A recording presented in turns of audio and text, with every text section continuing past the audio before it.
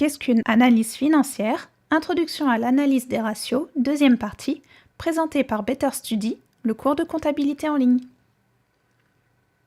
Dans cette vidéo, nous allons découvrir l'analyse des états financiers. Nous effectuons une analyse des états financiers pour évaluer la performance financière et la situation d'une entreprise à un moment donné ou sur une période donnée. L'analyse des états financiers est parfois appelée l'analyse financière par ratio, car il s'agit de calculer des ratios financiers et, plus important encore, d'interpréter la signification de ces ratios. Il est plus important de comprendre ce que signifient les ratios que de les calculer.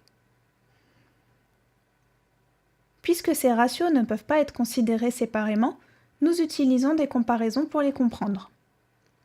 Nous pouvons utiliser l'analyse comparative de l'industrie qui permet de comparer un benchmark, soit la performance à la moyenne des entreprises concurrentes dans une industrie. Nous pouvons également utiliser les ratios pour en faire une analyse par rapport à leur évolution temporelle au sein de l'entreprise.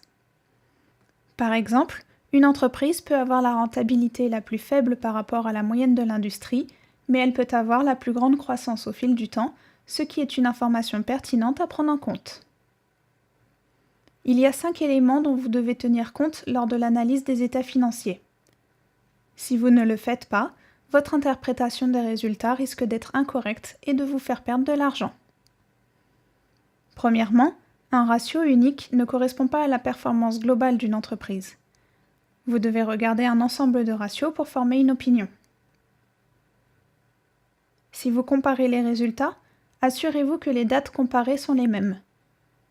Ceci est particulièrement important pour les entreprises qui présentent des fluctuations saisonnières. Utilisez des états financiers finaux et approuvés. Pour les entreprises soumises à un audit, les comptes audités seront la base la plus fiable.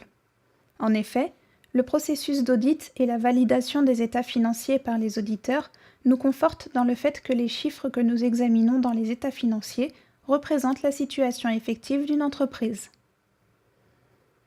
Méfiez-vous de l'approche du plus grand, mieux c'est. Une entreprise pourrait avoir la plus grande rentabilité, mais il se pourrait qu'au fil du temps, elle puisse montrer des faiblesses. Cela augmenterait le risque qu'à l'avenir, cette entreprise ne puisse pas avoir la plus grande rentabilité. Et enfin, assurez-vous que les données comparées ont été calculées de la même manière. Par exemple, cela est important si vous comparez deux entreprises et que l'une comptabilise certaines dépenses dans le coût des ventes et l'autre dans les charges d'exploitation. Se concentrer uniquement sur la marge brute pourrait être trompeur par exemple. Il y a 5 groupes de ratios que l'on examine en général pour l'analyse des ratios. Les ratios de rentabilité se calculent en regardant la performance des opérations d'une entreprise sur une certaine période. Le dirigeant se posera la question: l'activité de mon entreprise est-elle performante? Alors que l'actionnaire se demandera: mes fonds investis dans cette entreprise seront-ils rémunérés? Les ratios de liquidité permettent de mesurer la capacité de l'entreprise à régler ses dettes à court terme avec ses actifs actuels.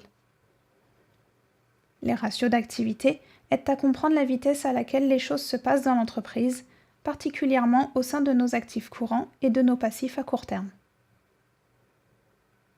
Les ratios d'endettement ou de solvabilité, comme leur nom l'indique, nous montrent comment la dette fait partie de nos activités et comment nous pouvons en déduire qu'ils comportent un risque. Les ratios de marché sont principalement utilisés pour les sociétés cotées en bourse. Cette vidéo vous a présenté l'analyse financière, introduction à l'analyse des ratios, deuxième partie. Merci de nous avoir suivis et à bientôt sur Better Study.